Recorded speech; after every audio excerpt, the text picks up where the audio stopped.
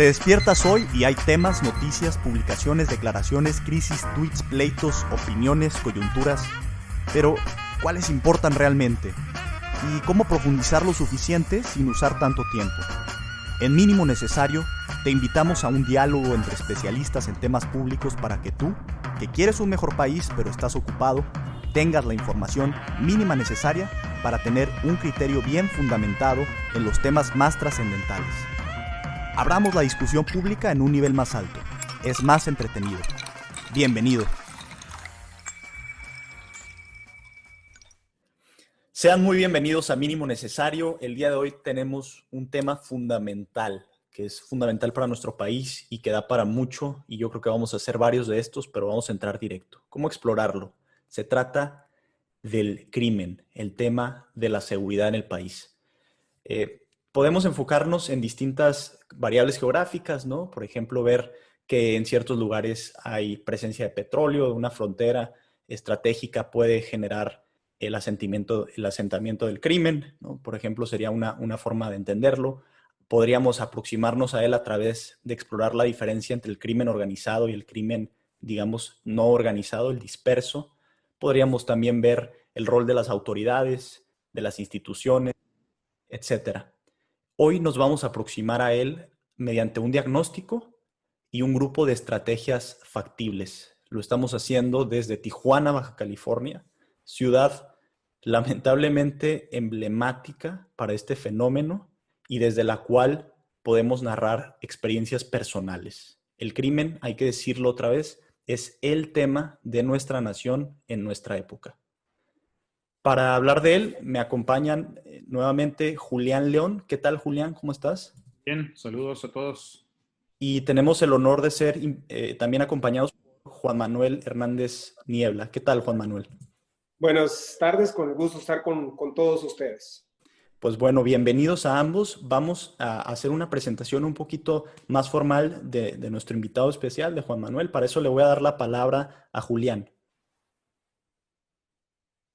Sí, bien, pues bienvenido Juan Manuel, es un gusto que estés con nosotros. Pues rápidamente compartirles, ¿no? Que actualmente Juan Manuel Hernández es presidente del Consejo Ciudadano de Seguridad Pública de Baja California desde hace 3 años y recientemente fue nombrado miembro del Consejo Nacional de Seguridad Pública junto con otros 4 ciudadanos del país. Entonces está en una posición interesante en cuanto a la información a la cual tiene acceso y que nos podrá compartir.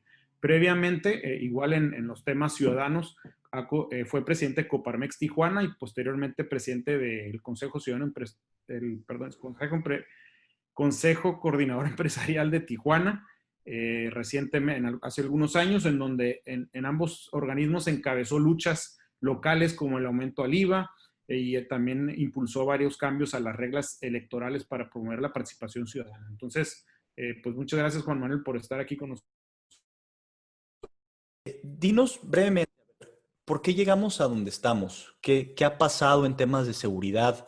¿Cuál es el diagnóstico que harías precisamente de la situación en la que estamos? Bueno, el problema de la inseguridad en México es un problema que lleva muchos sexenios.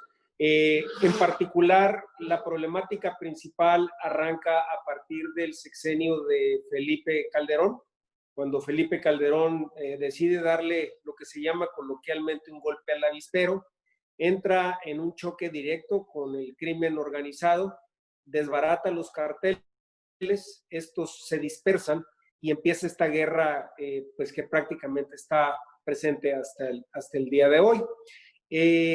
Calderón aplicó una estrategia, después llega Enrique Peña Nieto como presidente de la República, aplica otra. De hecho, baja a 3 niveles, la Secretaría de Seguridad Pública, y luego llega el gobierno de Andrés Manuel López Obrador, vuelve a subir la estructura de seguridad a nivel secretaría, pero finalmente con muy poca coordinación y con muy poca eficacia. Creo que si tuviéramos que establecer un diagnóstico general de cuál ha sido el problema, es que reinventamos la seguridad. Cada sexenio se reinventan las estrategias, se reinventan las estructuras, se reinventan los jefes policíacos y no hay una continuidad en el plan de seguridad. Esto pasa a nivel federal y lo mismo pasa en las estructuras estatales y en las estructuras municipales.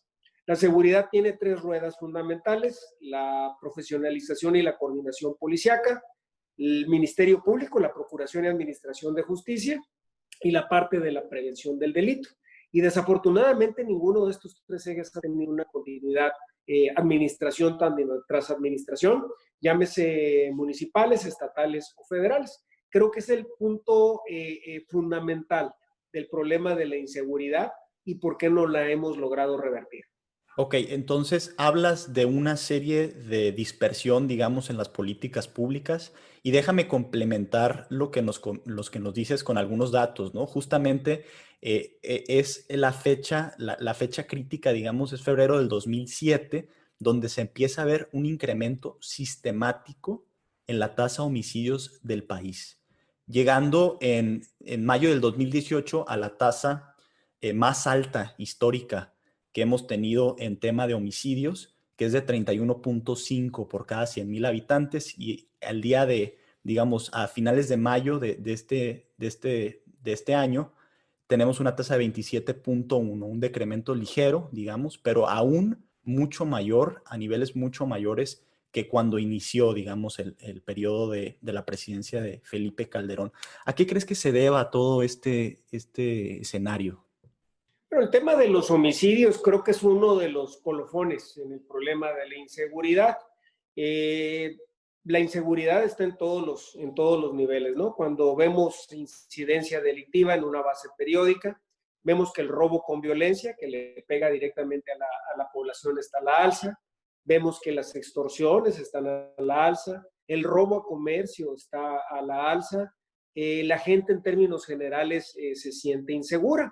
Siempre tratamos de medirnos por el número de muertos, pero una vez más creo que la incidencia va mucho más allá. Es cómo me siento yo relacionado a mi seguridad personal y a mi seguridad patrimonial. Y bueno, esto ha ido en detrimento de igual manera. Y finalmente la situación es la que ya mencionaba yo hace algún momento, ¿no? La falta de políticas públicas, la falta de continuidad en las mismas. En México se nos ha crecido el fenómeno de las adicciones tremendamente. Hay una demanda por las drogas que está presente todos los días en las calles. Esto genera estas guerras de narcomenudeo que vemos donde los cárteles están peleando las calles de México y finalmente pues repercute en el número de homicidios. Cuando México antes era un país casi exportador de drogas, ahora vemos que no solo se exportan, sino que un porcentaje muy grande de las mismas se quedan aquí en nuestro país envenenando a nuestros jóvenes. Y ahí entro en un punto fundamental, la falta de programas de prevención del delito relacionado a estos temas en específico. Día con día perdemos la batalla contra el tejido social. Vemos cómo se incrementa la violencia familiar, vemos cómo se incrementa el número de feminicidios, de violaciones y el número de adictos. Y este esquema es muy sencillo. Mientras existe una demanda de drogas, va a haber una oferta.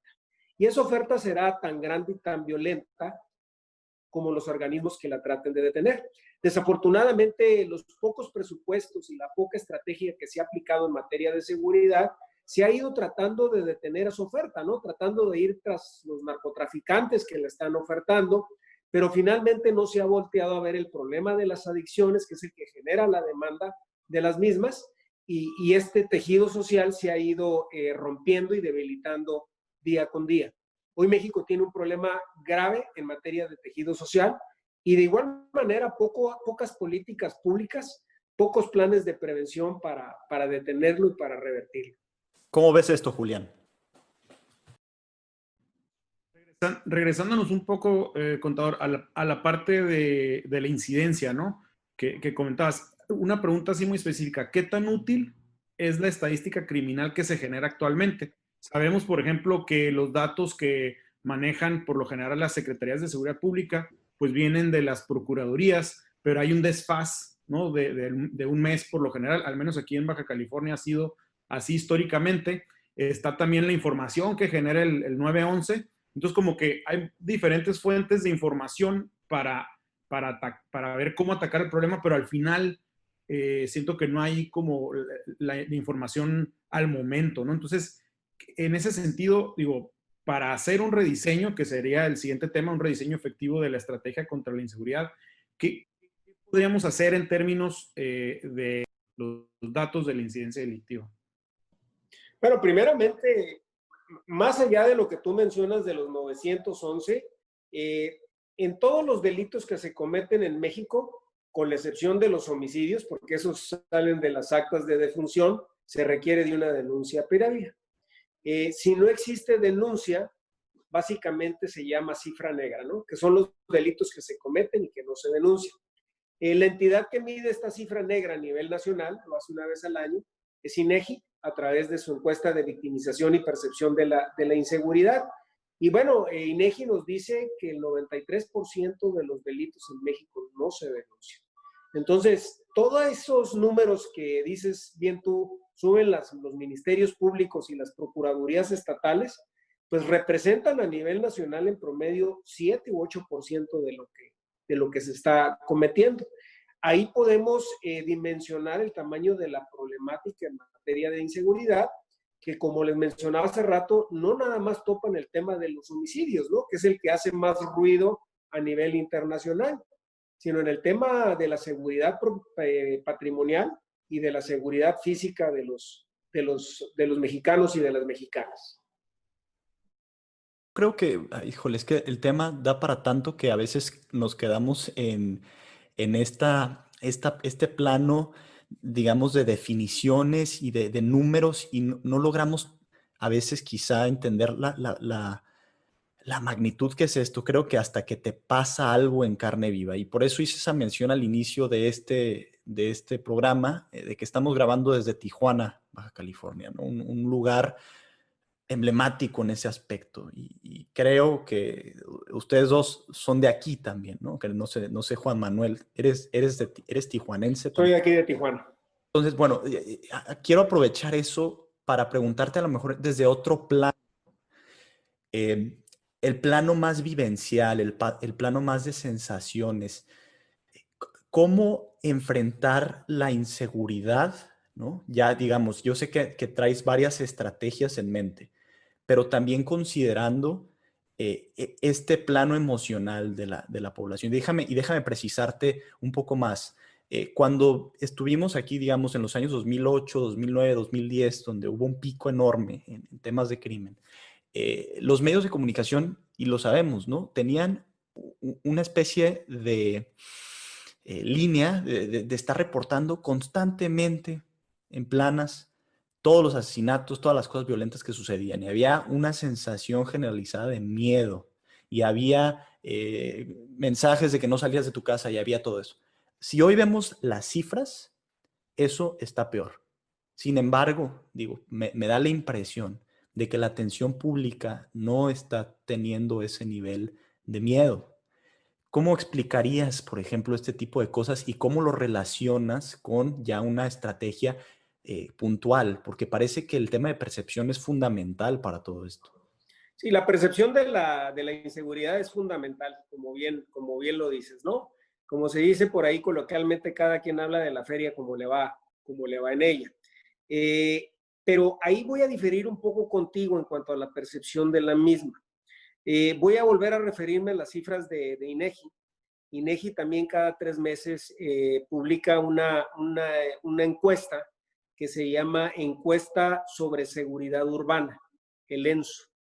Y de acuerdo al ENSU, el porcentaje de la población que se siente insegura en su ciudad se ha incrementado tremendamente, ¿no?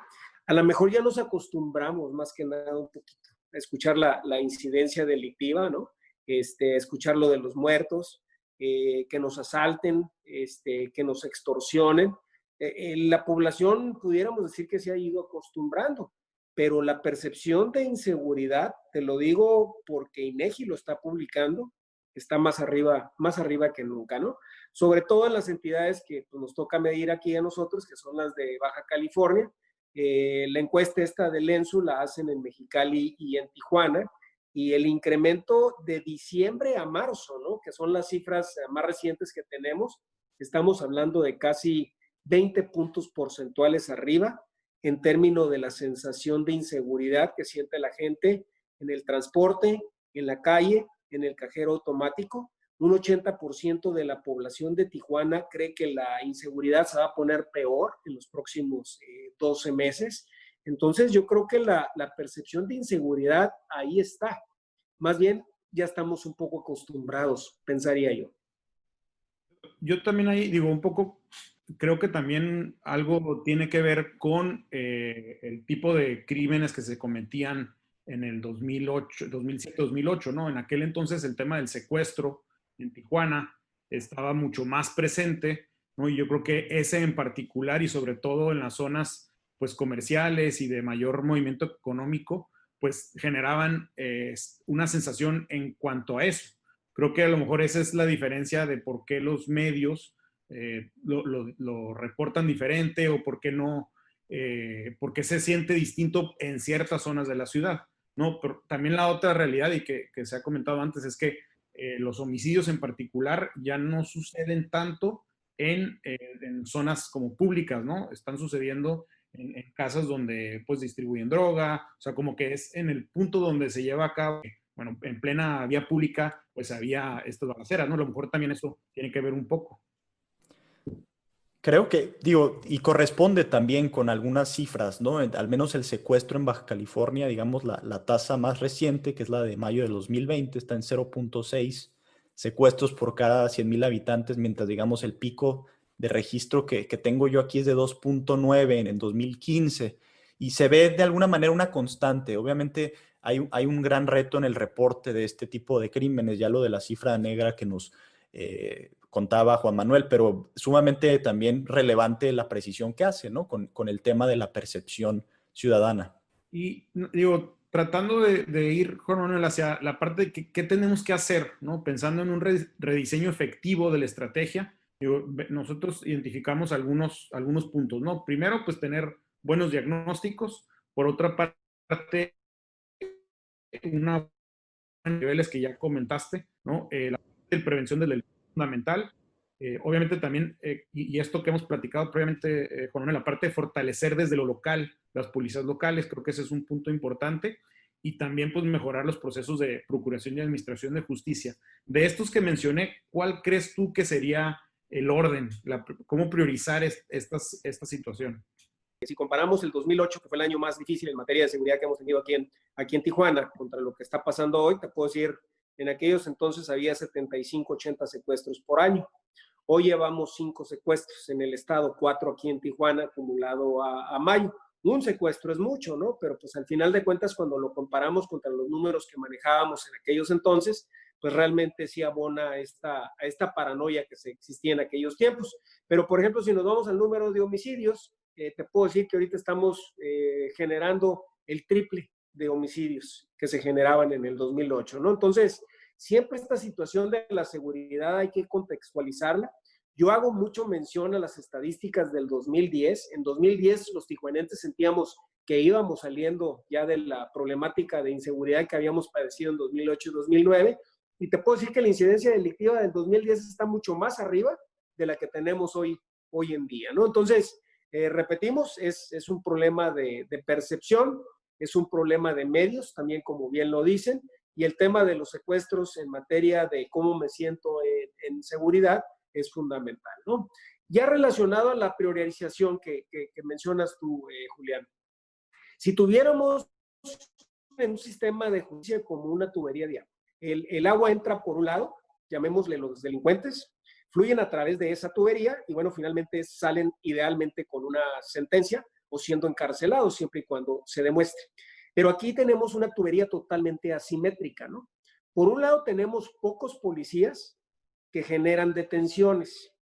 Cuando esas detenciones entran a los ministerios públicos para que sean documentadas y presentadas ante el sistema de justicia, ahí ya se nos disminuye el número de ministerios públicos. Entonces ya ahí empezamos a perder parte de la poca efectividad que generamos con los pocos policías.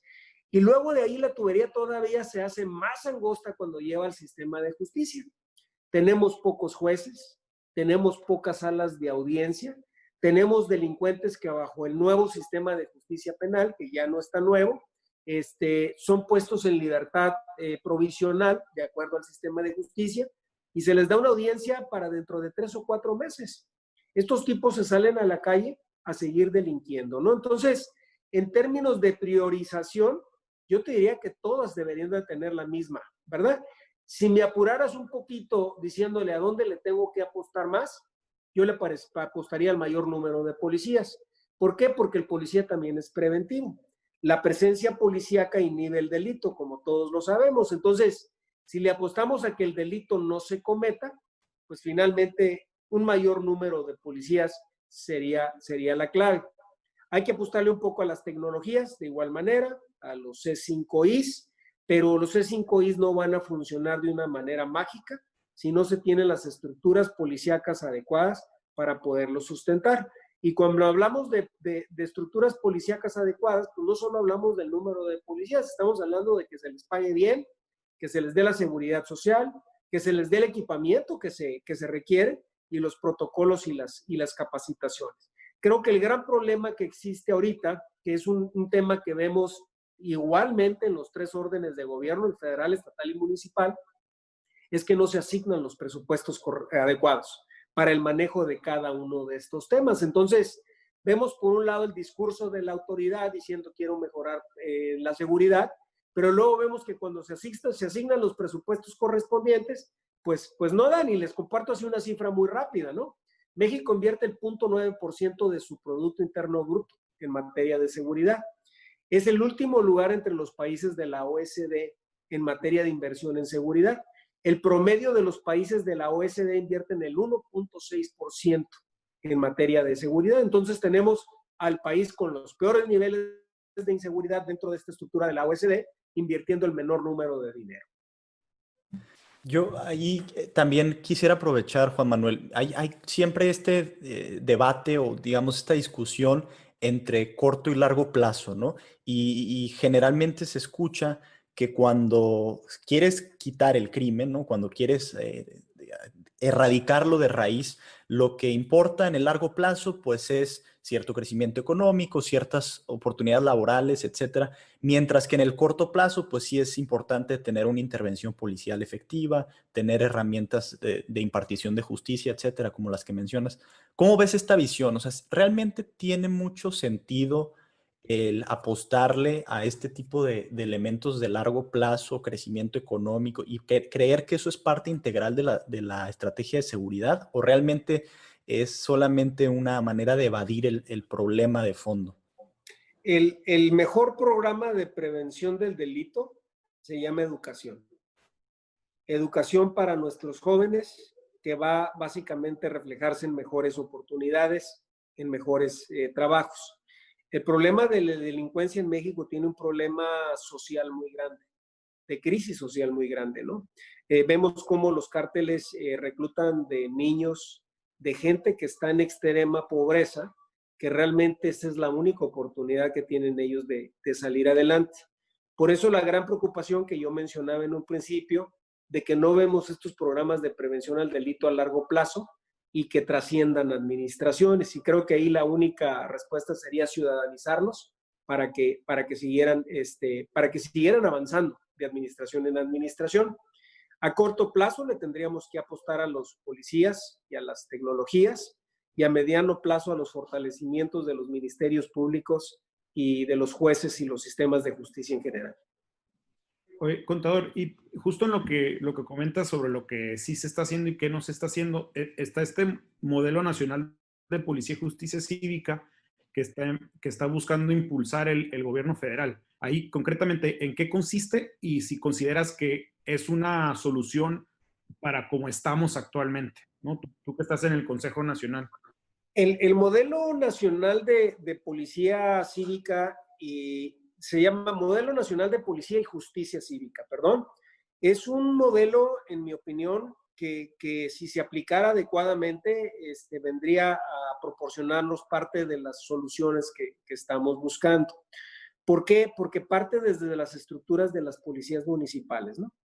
Entonces, cuando hablas de policías locales, que son las municipales y las estatales, están hablando básicamente de certificaciones únicas, hablando de formación, de competencias básicas, de exámenes de control y confianza y de evaluación del desempeño.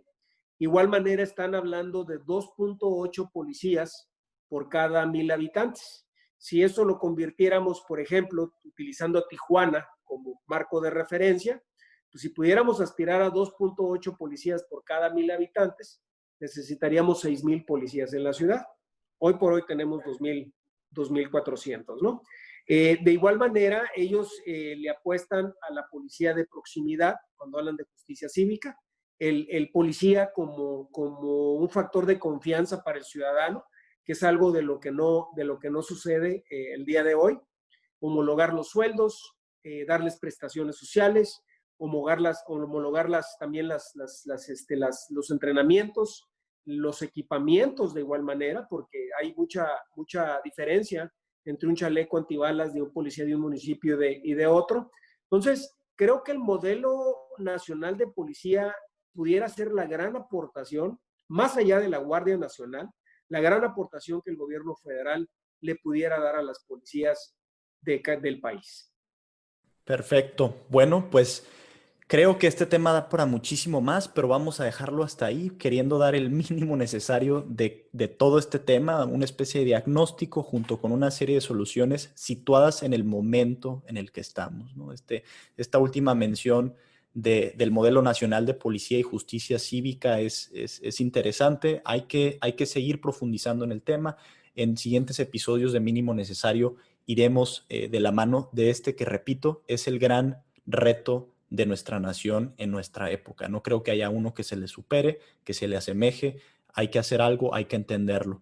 Quiero agradecerles por haber estado aquí, nuevamente a Julián, que nos acompañó, y en especial al contador Juan Manuel Hernández Niebla.